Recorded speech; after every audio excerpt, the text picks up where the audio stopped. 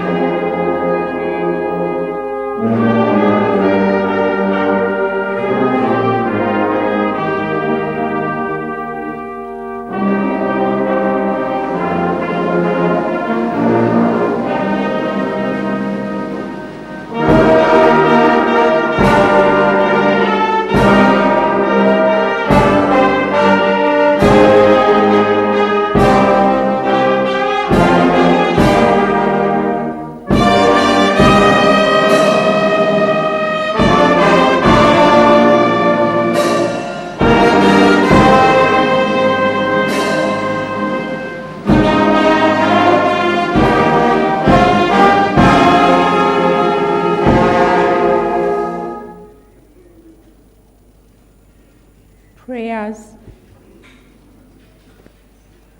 Almighty God, who in your infinite wisdom and providential goodness have appointed the offices of leaders and parliaments for the welfare of society and the just government of humanity, we beseech you to look upon with your abundant favor these your servants whom you have been pleased to call to the performance of such important trusts in this land. Let your blessing be upon them and grant that they may, as in your presence, treat and consider all matters that shall come under their deliberation in so just and faithful a manner as promote your honor and glory, and to advance the good of those whose interests you have committed to their charge. Amen.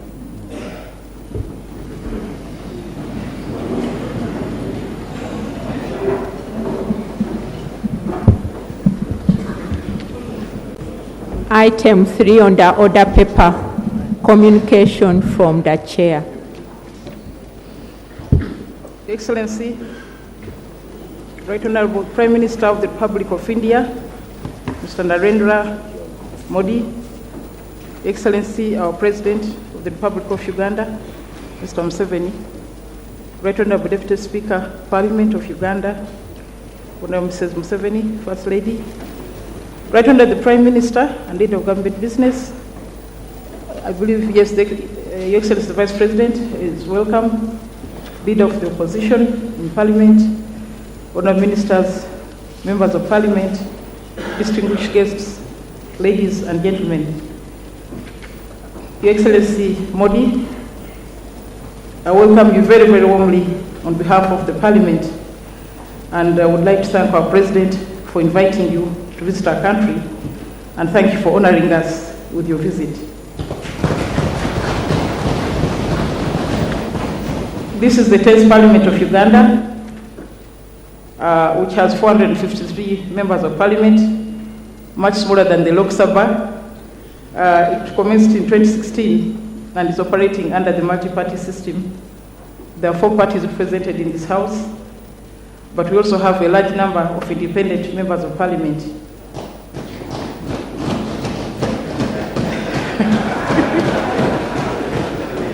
The National Students Movement Party has more than 2/3 of the members of this Parliament.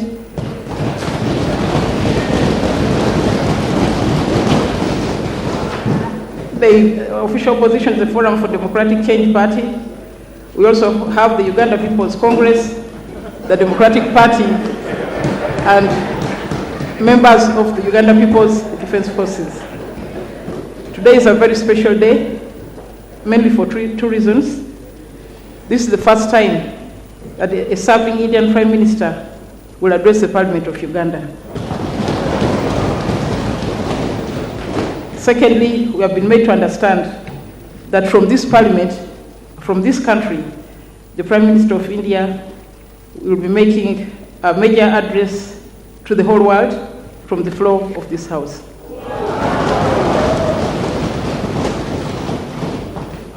Uganda and India enjoy very close and cordial relations. This goes back before independence. India's freedom struggle inspired many early Ugandan activists to fight for independence, and indeed the struggle was supported by the then Prime Minister Jawaharlal Nehru, leading to Uganda's independence in 1962. India established diplomatic relations in Uganda in 1965, but the earliest Indian settlers in East Africa came in the 19th century, and since then Indians of African origin have lived in peace and harmony with their African brothers. Indeed, Prime Minister, they have settled so well that within this audience, within the gallery, I have 2 former members of Parliament of Indian extraction, the Honorable Sanjay Tana, who was in this House for 10 years, and Mr. Singh Katongole, who was here for 1 year. Mr. Prime Minister, the Indian community has been assimilated in all spheres of life in this country. Of course, we had a dark period during the period of Idi Amin, when many Asians were expelled from this country and their properties confiscated. But we thank our President, who in the mid-80s corrected this injustice, and those affected were allowed to return and repossess their properties. The Indians of Ugandan origin have continued to participate in social, political, and economic activities. We also remember very much the very early members of Parliament, Cherumbai Jakabai, Amin Habib Kasamali, Jaffa, Narendra Patel, who was the Speaker of the first and the second Parliament. We remember Sugra Visram, one of the first women in Parliament, C.K. Patel, and so many others. In the economic field, Prime Minister, I believe you are aware about the Madvani family, the Mehta family, the Mkwano family, the Jaffa family, and so many others which are engaged in business, trade, and agro-processing, in banking, real estate, hotels, tourism, and ICT. This has made a substantial contribution to our economy. We also, in the academic field, know Professor Mahmoud Mamdani, very, very famous, the late Professor Joseph Carrasco, Mr. Rajat Nyoji, and the late Peter Nazareth, among Ugandans who have made contribution to our education. We therefore commend the government of India for the support extended to the institutions of higher learning, where hundreds of Ugandan professionals have been trained in various disciplines over the years in India. India is one of the largest destinations for medical tourism, and this has been attributed the abundance of specialist doctors and other medical practitioners, the availability of the latest medical technologies, growing compliance with international quality standards, and relatively reduced costs of medical treatment in India.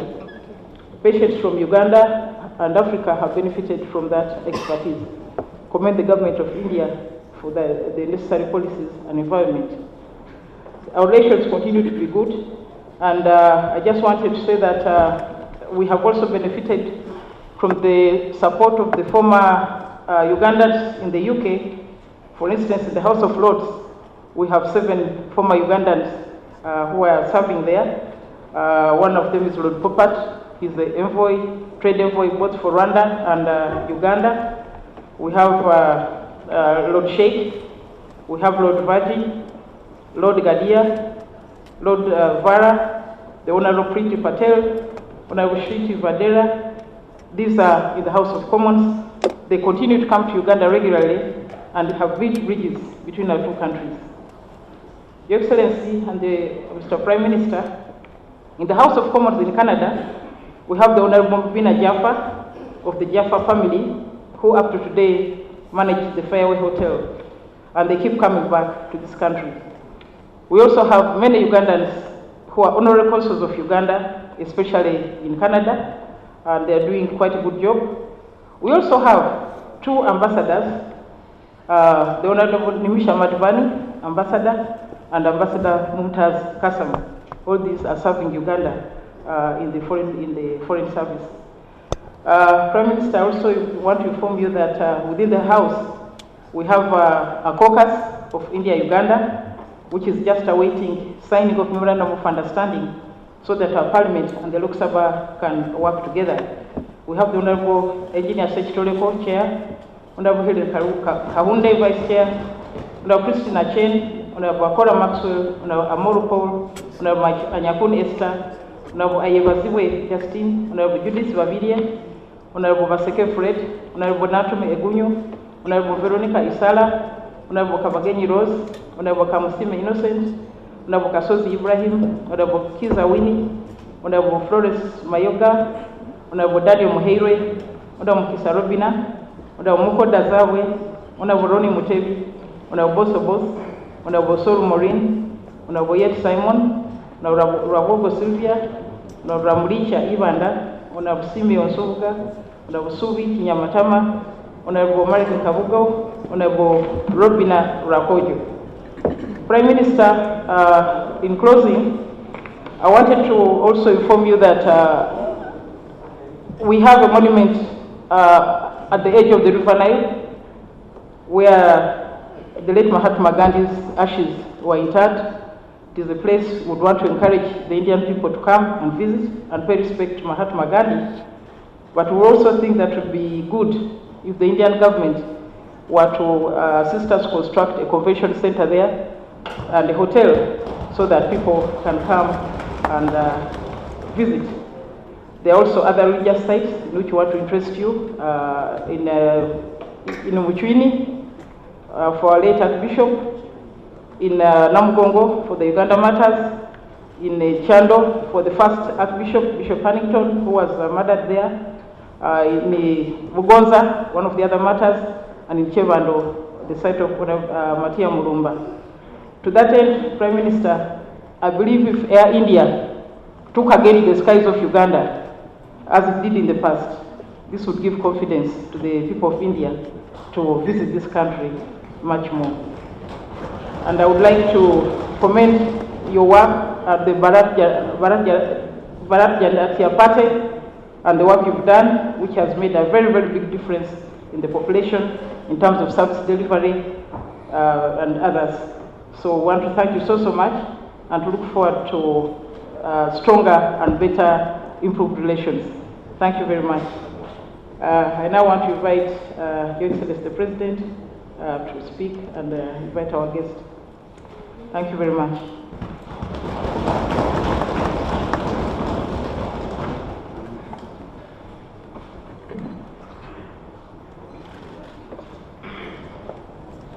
His Excellency Narendra Modi, Prime Prime Minister of India, His Excellency the Vice President of Uganda, the Right Honorable Speaker of Parliament, the Right Honorable Prime Minister, the Right Honorable Deputy Prime Ministers, Honorable Ministers, the Right Honorable Leader of the Opposition, Honorable Members of Parliament, ladies and gentlemen. On behalf of all the Ugandans, I welcome the Right Honorable Narendra Modi, Member of Parliament and Prime Minister of India.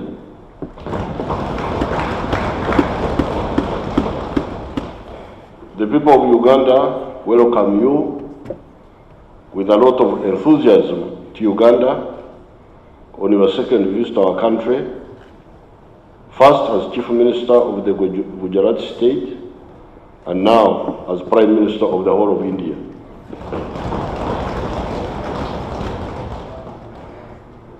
I have also had the honor of meeting you in India when I came for the Africa-India Summit in 2015, and more recently in Chogum, at Buckingham Palace and Windsor Castle.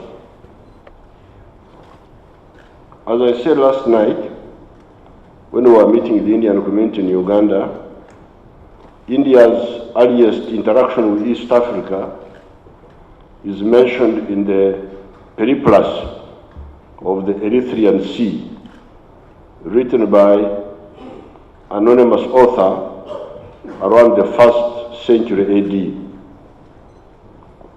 It says in one of the portions that the Indian merchants had been plying their trade through the Indian Ocean since the days of ancient Babylon, and had even established trading posts along the coast of East Africa. Unfortunately, the peoples of India were subjected to invasions by foreigners that included the Mongolians, the Turkish, the Persians, the Portuguese, the Spanish, the French, the English, etc. Just like in Africa, these traumas inflicted on us by invaders that caused pain and humiliation, but also woke us up. Those foreigners, where they succeeded in conquering us, it was mainly on account of internal weaknesses. Fortunately for India, your last colonizer, the British, ruled the Indian subcontinent together. That was the advantage of India. India was invaded by so many invaders, but the last one, the British, ruled the Indian subcontinent as one unit. This eventually was an advantage for the Indian people. Although the British eventually spoiled this contribution by maneuvering with the secessionists as Indian independence was approaching, nevertheless, the portion of the Indian subcontinent that remained as India was big enough in terms of land size and population to guarantee the future of the Indian peoples in the greedy world order.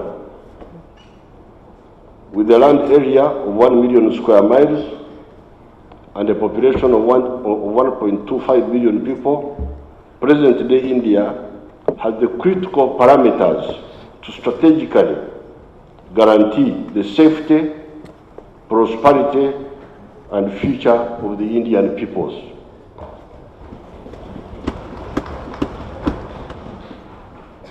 Africa, on the other hand, did not have the good fortune of sufficient political integration before or during colonialism.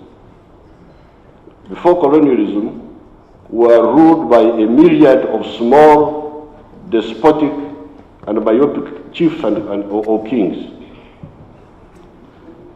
The few empires that emerged from time to time did not last. Moreover, on account of the tropical diseases, the population of Africa remained small, the fact that Africa is the origin of man notwithstanding. These cumulative disadvantages led to the horrors of the slave trade and the humiliation of colonization. As already said, during colonialism, we did not have the good fortune of being governed together.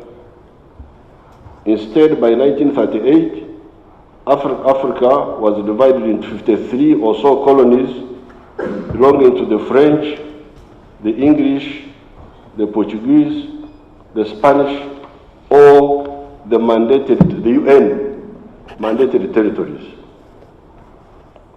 These were apart from Ethiopia, Egypt, and Liberia that were independent by that time. Africans, however, are a tough race of 4 linguistic groups: the Niger-Congo, the Nilo-Saharan, the Afro-Asiatic, and the Khoisan. These are groups that are either similar or linked. They are a nation of 4 linguistic groups. Genetically, they are tough. They do not die easily.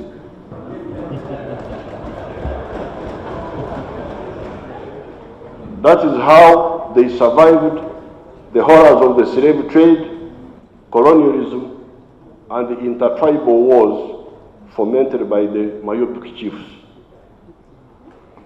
With the success of the anti-colonial struggle, which we shared with the Indian freedom fighters such as Gandhi and Nehru, the Africans faced 10 strategic bottlenecks that they have been battling with. These are ideological disorientation, number 1, weak states, especially weak armies that cannot guard the borders, underdeveloped infrastructure like the lack of railways, electricity, the roads, telephones, etc., the underdevelopment of the human resource, lack of education and poor health, interfering with the private sector, either by policy or by corruption, like in the case of Idi Amin, who uprooted the Indian private sector in 1972, a fragmented African market on account of colonialism, a fragmented African market. India is a market of 1.2 billion people under one political authority. Here we are 1.25 billion or so now, but we are fragmented into 54 countries or something like that.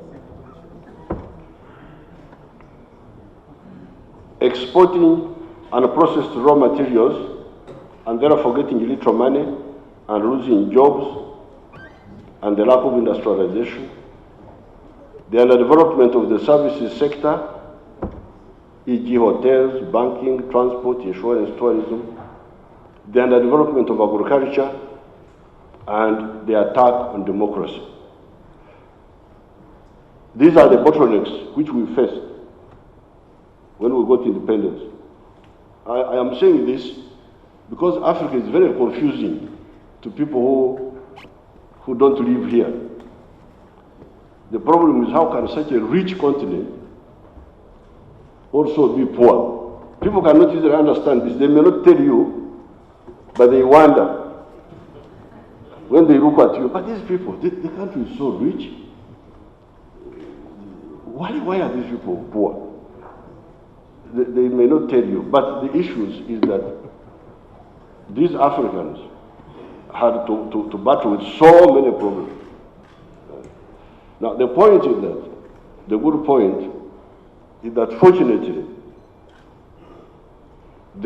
like your movement, the movement you started after independence, which eventually got rid of the Indian Congress Party of Nehru. We also started a political movement here called the National Resistance Movement.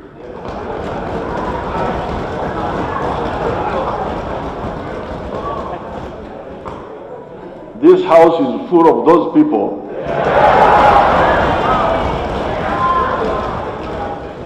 plus a few friendly forces.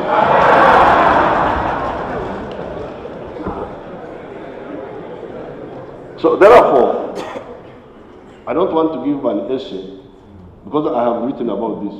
I will give you these documents. The good thing is that we know these bottlenecks, because they were also not easy to identify at first. People didn't know, they were saying this, saying that, but eventually, after long analysis, we identified the bottlenecks. Therefore, our friends in the world should know that the long night of African subjugation and marginalization is over. Why is it over? It is over because we have identified these bottlenecks. We have identified them. We have not solved all of them, but we are dealing with them one by one. For instance, if you take the issue of the fragmented market, fragmented African market, what was our solution?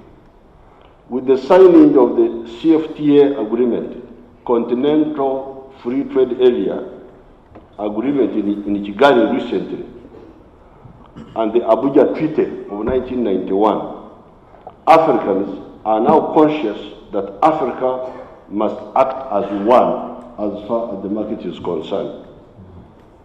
Our 1.25 billion people will be 2.5 billion by 2050.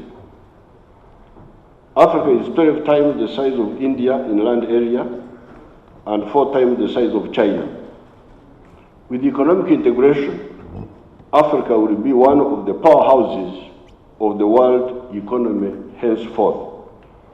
Some parts of Africa even aim at political integration to form more capable political units that can guarantee the future of the African peoples. Therefore, Your Excellency, be assured that India and our other friends in the world have reliable partners in the rising Africa, in the Africa which is rising up. The fact that we have to deal with more problems notwithstanding. I thank Your Excellency for visiting us, and I invite you to address us.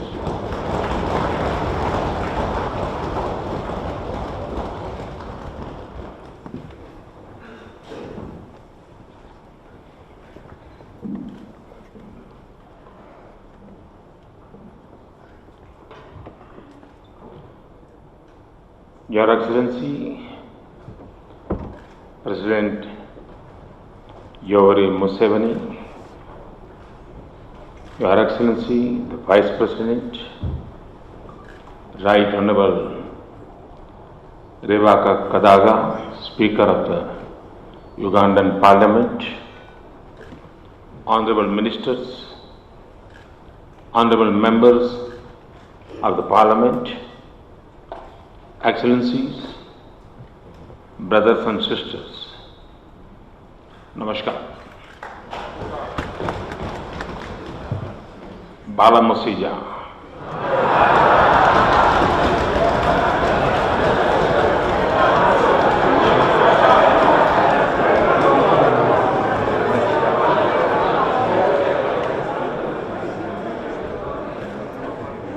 I'm deeply honored by the invitation to address this august house.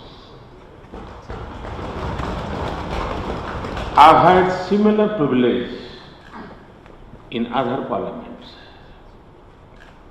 This is, however, special.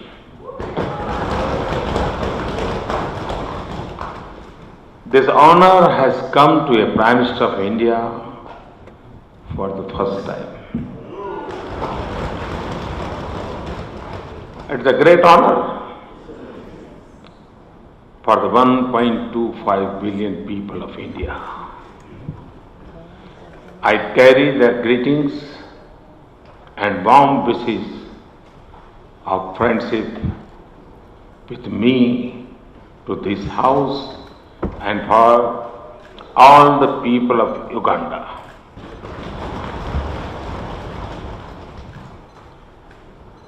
Your presence, Madam Speaker, reminds me of my Lok Sabha, which also has a lady speaker.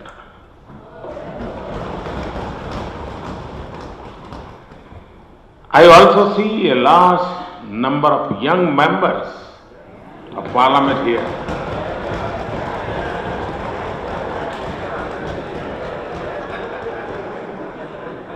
This is good news for democracy.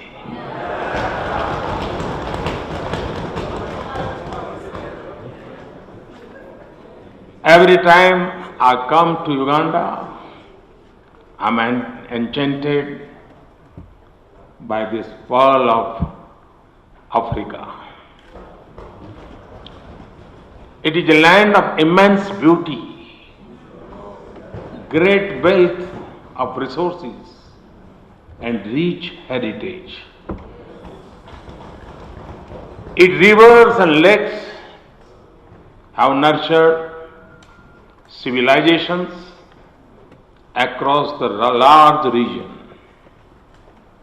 I am conscious of the history that brings us to this point when the Prime Minister of the largest democracy is speaking to elected members of the Parliament of another sovereign nation.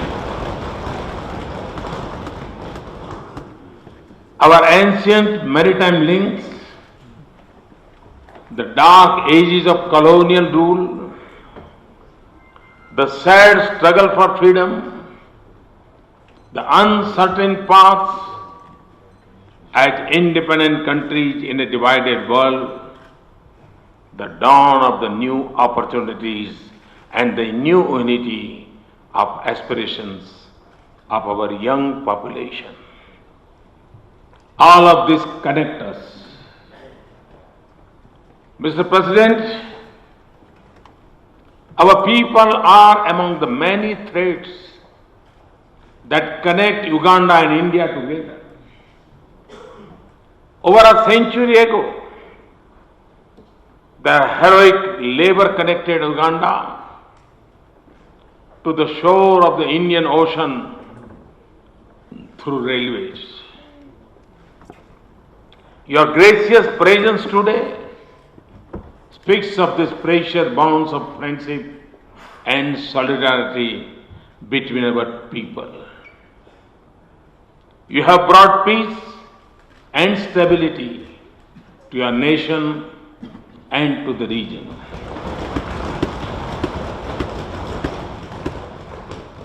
You have put it on the path of growth and progress, overcoming many challenges. You have empowered women and made your nation more inclusive. Your visionary leadership has enabled Ugandan people of Indian origin to return to their cherished home, regain their lives, and help rebuild the nation that they deeply love.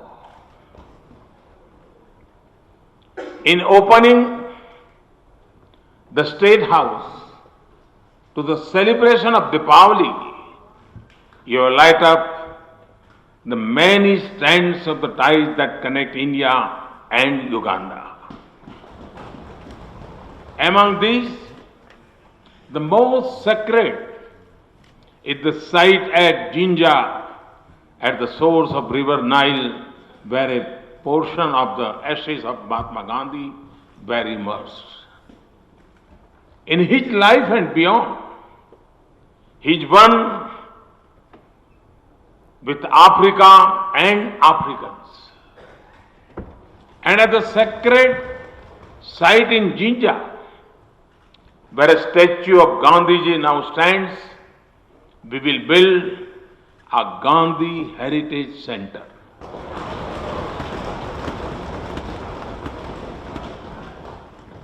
As we approach the 150th birth anniversary of Mahatma Gandhi, there can be no better homage than a center to remind us of Africa's role in shaping his mission that even inspired Africa to freedom and justice and the universal and timeless values of life and message.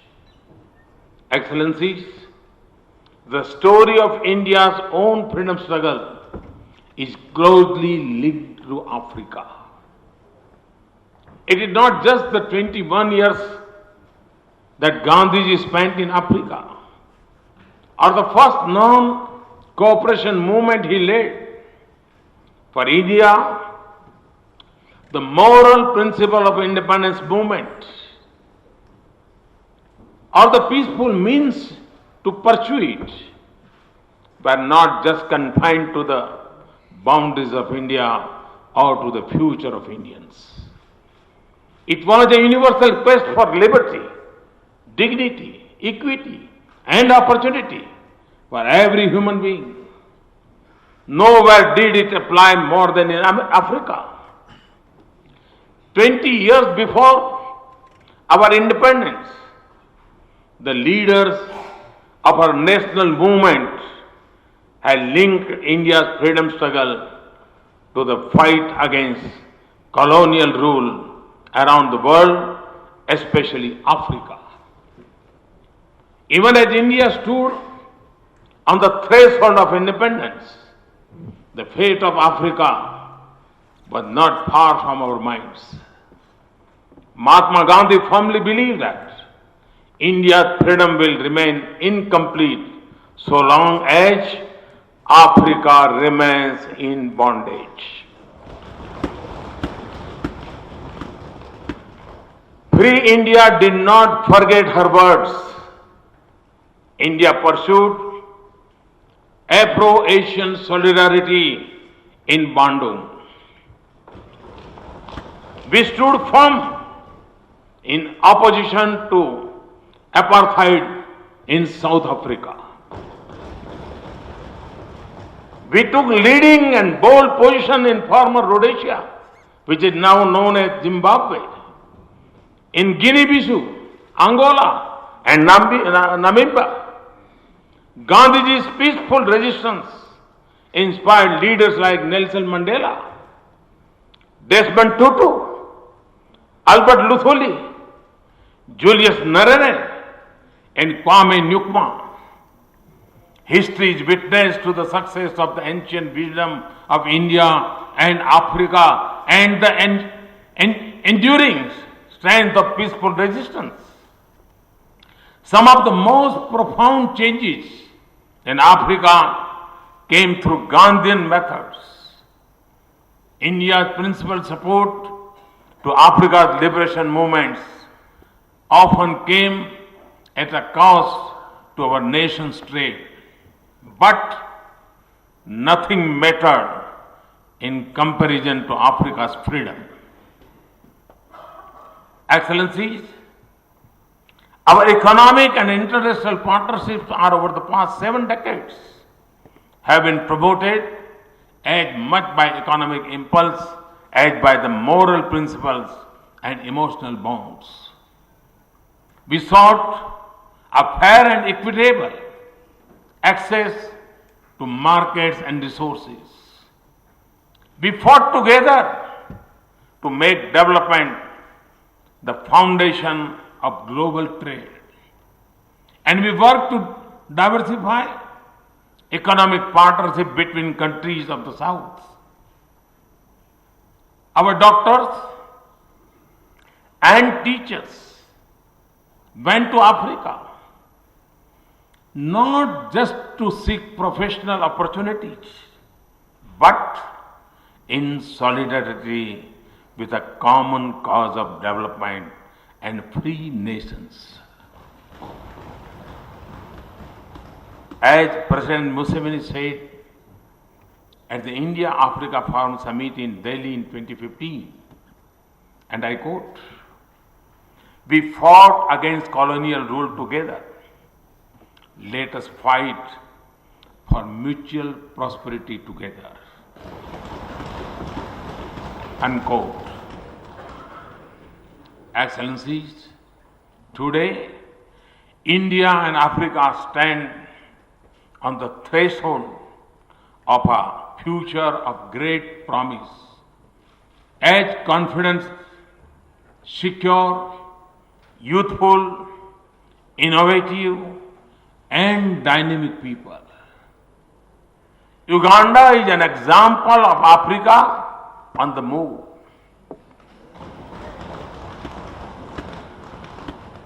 It is witnessing increasing gender parity, rising education and health standards, and expanding infrastructure and connectivity. It is a region with growing trade and investment. We are seeing a surge of innovation. We in India rejoice in every African success because of our deep bonds of friendships. Excellency, India is proud to be Africa's partner. And Uganda is central to our commitment to the continent. Yesterday, I announced 2 lines of credit for Uganda. The first of $141 million for electricity lines, and the second of $64 million for agriculture and dairy production. As in the past, we will continue to support the aspirations of the people of Uganda in agriculture and healthcare, education and training, infrastructure and energy, capacity building in government, and training in defense. I compliment President Museveni and this House on the decision to join the International Solar Alliance. Excellencies, as with Uganda, we have deepened our partnership and engagement across the vast expanse of Africa. In the past 4 years, our President, Vice President, and I have collectively visited no less than 25 countries in Africa. Our ministers have covered virtually all African nations. We were honored to host all 54 countries, over 40 at heads of state and government level at the 3rd India-Africa Forum Summit in October 2015. We were also privileged to host many African leaders for the inaugural summit of the International Solar Alliance. Other than all these, 32 heads of state or government from Africa have visited India in the last 4 years. My home state, Gujarat, was proud to be the host of the first ever meeting of the African Development Bank in India last year. And we are also opening 18 new embassies in Africa. Excellencies, our development partnership currently includes implementation of 180 lines of credit worth about $11 billion in over 40 African countries. At the last India-Africa Forum Summit, we had committed a concessional line of credit of $10 billion and $600 million in grant assistance. Every year, over 8,000 African youth are trained in a diverse set of programs. As always, our efforts will be driven by your priorities. Indian companies have invested over $54 billion in Africa. Our trade with Africa is now over $62 billion. This is over 21% more than in the previous year. Africa's exports to India are growing, and our economic ties are now increasingly driven by new partnerships of innovation in the digital economy. The Pan-Africa e-network links 48 African countries to India and to one another. It can become the new backbone for digital innovation in Africa. With several coastal nations, our partnership now seeks to harness the benefits of blue economy in a sustainable manner. And India's medicines turn the tide on diseases that were once a threat to Africa's future. They also continue to make healthcare affordable and accessible to many. Excellencies, as we work together for prosperity, we have stood together for peace. Indian soldiers have served in blue helmets so that Africa's children can look to a future of peace. We are proud of the work of Indian peacekeepers in over a dozen United Nations peacekeeping missions in Africa. Since our first mission in Congo in 1960, in all the UN peacekeeping missions in the world, 163 Indians have made the supreme sacrifice. This is among the highest number for any country. Almost 70% of this martyrdom embraced just in Africa. Today, over 6,000 Indians serve in 5 peacekeeping operations in Africa.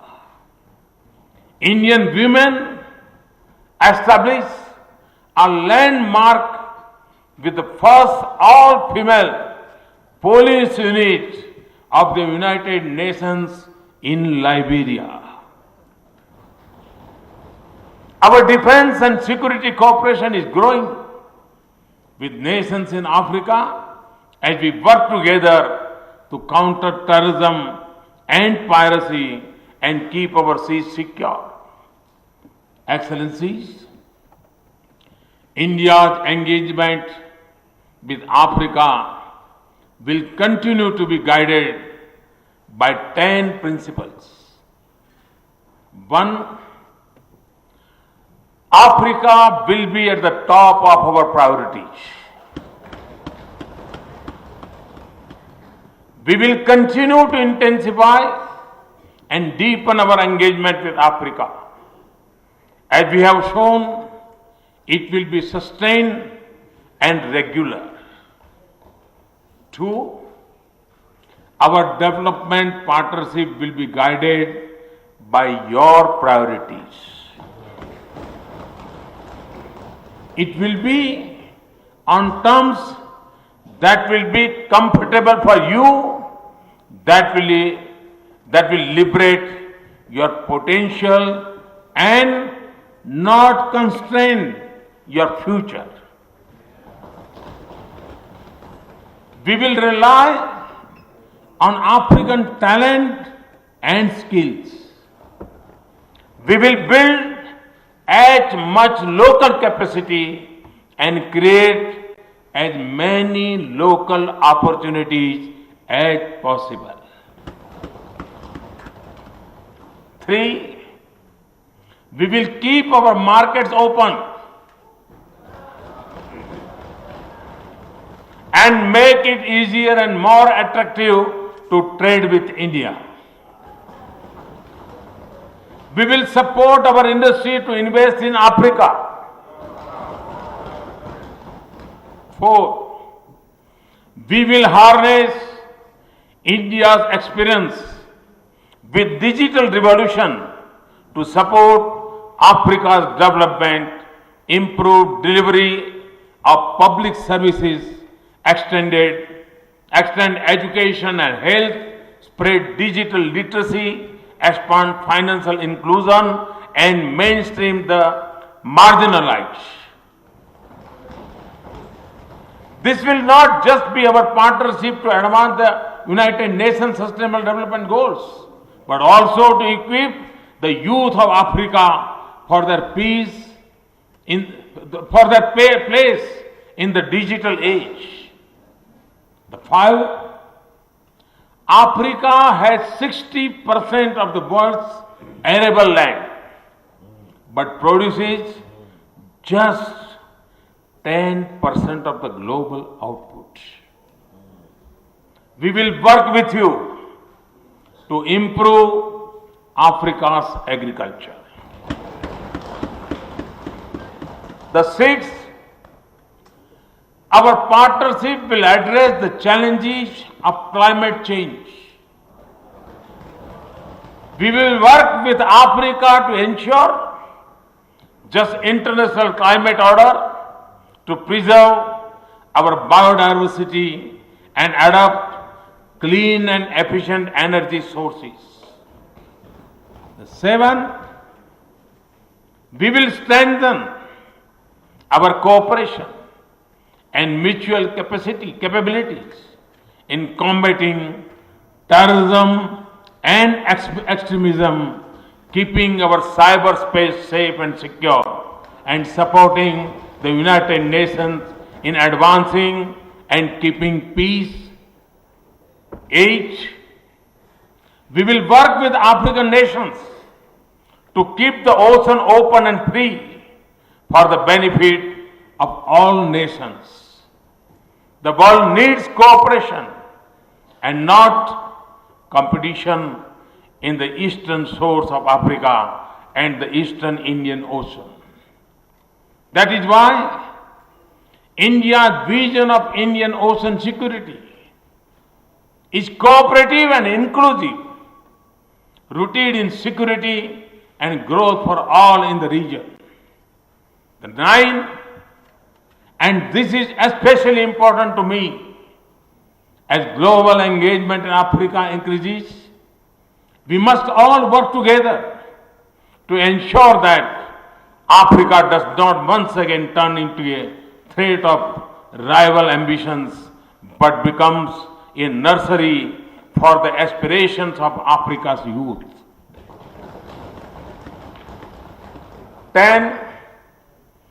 Just as India and Africa fought colonial rule together, we will work together for a just, representative and democratic global order that has a voice and a role for a 1/3 of humanity that lives in Africa and India. India's own quest for reforms in the global institutions is incomplete without an equal place for Africa. That will be a key purpose of our foreign policy. Excellencies, If this is to be a century of nations rising together in freedom and equality, if this is to be an age when the light of opportunity dawns on all humans, if this is a time when our planet has a more hopeful future, then all of this magnificent continent of Africa must walk in step with the rest of the world. India will work with you and for you. Our partnership will build instruments of empowerment in Africa. We will stand in solidarity with your endeavors in transparency, with respect, and on the principle of equality. We will speak for you and with you. 2/3 of India and 2/3 of Africa is under the age of 35 years.